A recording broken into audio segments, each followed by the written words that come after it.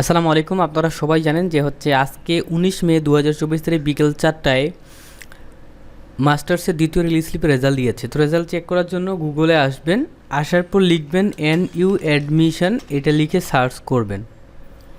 Search করলে প্রথম যে ওয়েবসাইটটা আসবে ওইটাতেই ক্লিক করে দিবেন। ক্লিক করার পর এই যে মাস্টার্সের অপশন, এখানে ক্লিক থাকতে হবে।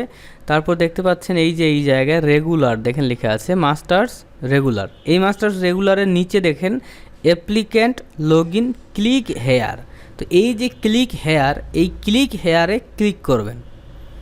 ক্লিক করার সঙ্গে সঙ্গে আপনাকে বলা হচ্ছে যে অ্যাডমিশন রোল মানে অ্যাপ্লিকেশন রোল নাম্বার এবং পিন নাম্বারটি দিতে হবে। তো আমি এখানে সুন্দর করে একটা অ্যাডমিশন রোল দিচ্ছি। তারপর এখানে পিন নাম্বার দিতে হবে। তো আমি একটা পিন নাম্বার দিলাম। তো রোল নাম্বার পিন নাম্বার বসানোর পর লগ ইন বাটনে ক্লিক করতে হবে।